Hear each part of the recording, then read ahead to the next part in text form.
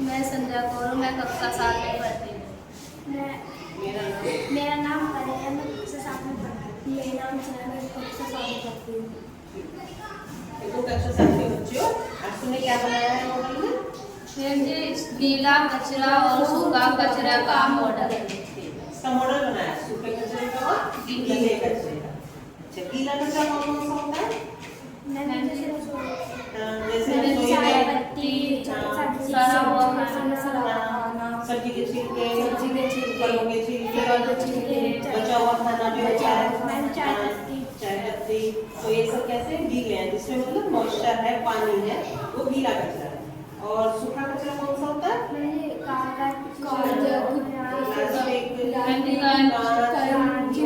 लोहा, कपड़े, बोतलें और पैकिंग का सामान भी। पैकिंग आजकल ऑनलाइन बहुत सामान आता है, कागज की पैकिंग होती है, वो सूखा कचरा है। तो हमें क्या करना चाहिए? हमें गीला कचरा गीले उसमें रखना चाहिए डस्टबिन में, और सूखा कचरा सूखे डस्टबिन में। क्यों रखना चाहिए हमें अलग-अलग? क्योंकि जो गीला कचरा होता है ये बायोडिग्रेडेबल होता है, यानी प्राकृतिक रूप से ये मिट्टी में मिल जाता है।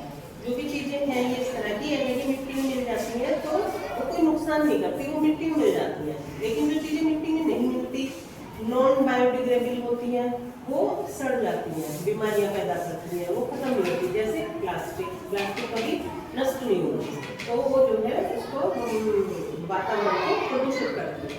तो इसलिए वो सूखा कचरा और गीला कचरा अलग अलग रखना चाहिए, क्योंकि गीला कचरा कैसा है वो मिट्टी में मिल जाता है, नहीं मिलता गीला कचरा, और सूखा कचरा मिट्टी में मिल जाता है। तो कचरे को अलग अलग रखना क्यों जरूरी है? क्योंकि जो गीला और सूखा कचरा होता है अगर हम उसे अलग अलग नहीं रखेंगे तो वो डंपिंग यार्ड में इकट्ठा हो जाता है।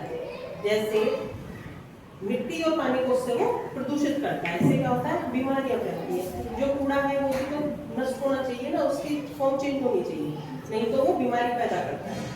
सूखे कचरे को रिसाइकिल कर सकते हैं और इससे वो पर्यावरण को सुरक्षित रखता है। लेकिन जो गीला कचरा है उसका किसमें यूज होता है? खाद बनाने में। गीले कचरे को आसानी से जैविक खाद में बदला जा सकता है। ये खाद किसमें काम आती है?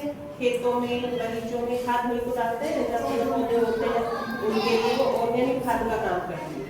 जैसे आजकल तो केमिकल वाली खाद चलती है, वो भी हमारे शरीर को नुकसान देती है, क्योंकि उनको भी तो उनके अंदर सब चला जाता है सब्जियों और फलों में। लेकिन अगर जो हम ऑर्गेनिक खाद डालते हैं, जो इस तरह फलों की, सब्जियों की छिलकों की खाद होती है, वो हमारे शरीर के लिए फायदेमंद होती है, नुकसान नहीं करती। तो उनकी खाद को इन खेतों में डालना फायदेमंद होता है।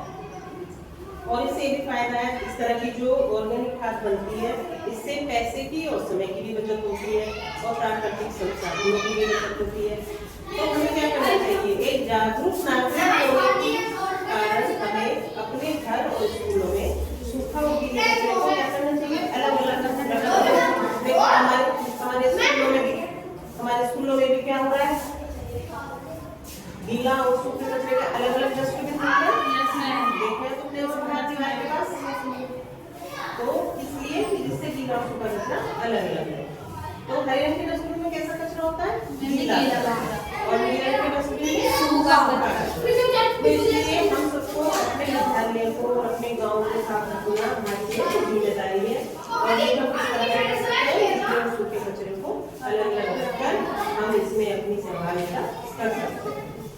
स्वच्छता अपनाएंगे तो उससे क्या होगा? हम बीमार नहीं होंगे, हमारी कार्य क्षमता बढ़ेगी, हम अपने देश के निर्माण में सहयोग प्रदान कर सकते हैं।